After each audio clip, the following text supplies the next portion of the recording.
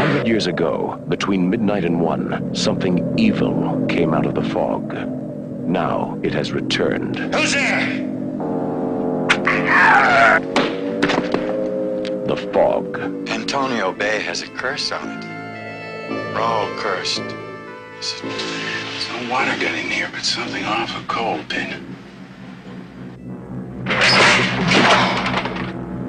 I think I'll go to Vancouver now.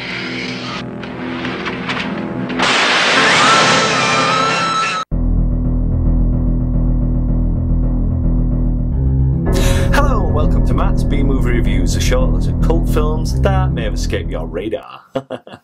And this week have I got a movie for you. As some of you may know if you follow my channel, I am a massive follower myself of John Carpenter's work.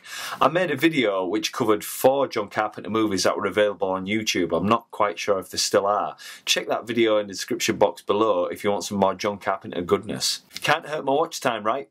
So anyway, prepare yourself for this week's review of 1980's The Fog. Here's the plot. The small fishing village of Antonio Bay is celebrating 100 years of growth and prosperity. How nice.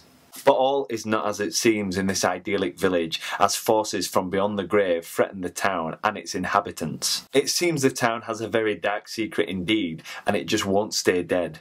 And unfortunately, when the fog returns this time around, it's going to bring back an ancient undead curse that will change the town forever and perhaps paint it red with the inhabitants' blood. Or in a nutshell, this movie's about ghost pirates. But that's not the full story, oh no.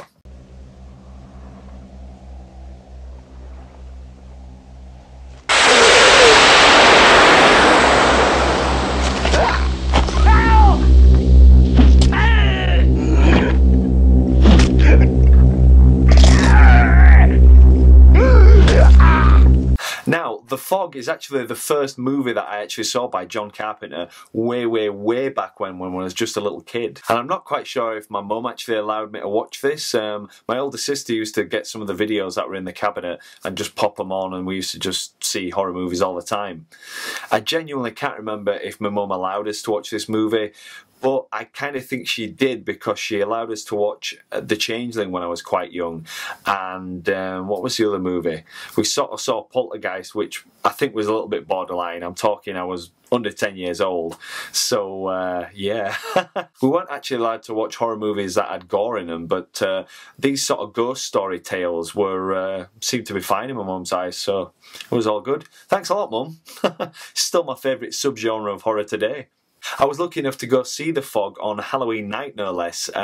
It's been beautifully restored back in 4K. Carpenter's full colour palette looked wonderful on the big screen, and it just makes me think that every version I've seen since is like a pan and scan. There's nothing quite like seeing a movie on the big screen, and I honestly wish I owned my own cinema. Something I always go on about to my friends, but one day I think I'm going to have to, and then they'll watch what I want to watch.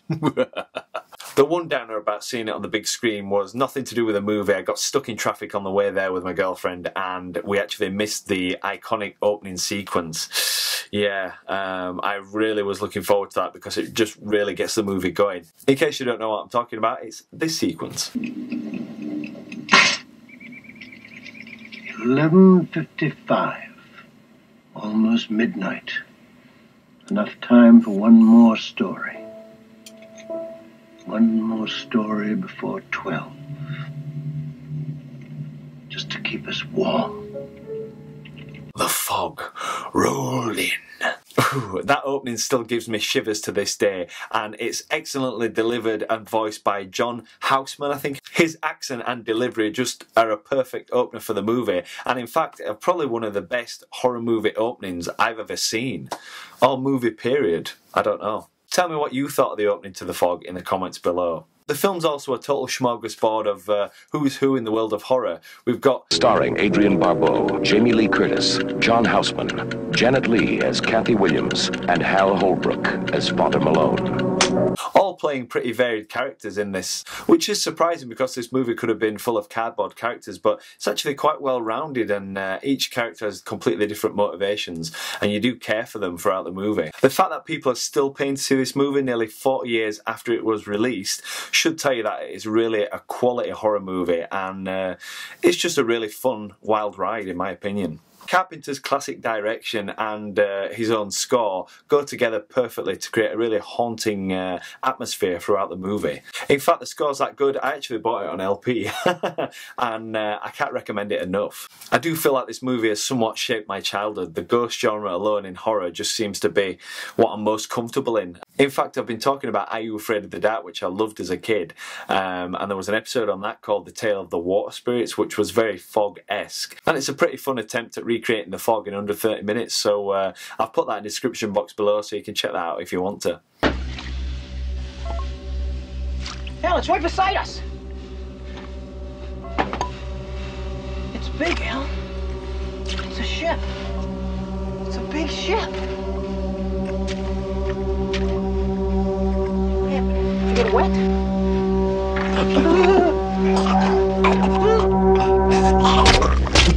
So overall, The Fog is a timeless mystery horror ghost story that's my favourite kind personally, and something we haven't seen for far, far too long. Don't believe me? Well, why not go check out the Fog 2005 remake and come back to me. That movie is actually a god-awful mess and just feels like a TV adaptation that got away from its directors and producers. Which is a shame because Carpenter actually was on board as an executive producer. Although saying that, Carpenter is not shy about saying he just accepts the checks, so, you know, good for him. Forgetting that horrible version, we've got this one, and it's been remastered beautifully in 4K, so I recommend you go check it out on Blu-ray today. So I guess I'm going to give it a 6 conspirators out of a possible 5. Oh yes. Why didn't you take me, Blake? Why? What's that behind me? It's just Jeffrey Combs, it's fine. So that's about it for this week's review. Just on a personal note, why not check out my 15-second horror movie collection? I compiled some of the videos together. I'm really proud of it actually. It's full of my experimental horror micro shorts. I'll link that in the description box below. And if you watch them, there's probably more than one Carpenter nod in there for you. So anyway, as usual, thanks for watching, and I hope to see you next time. Bye bye.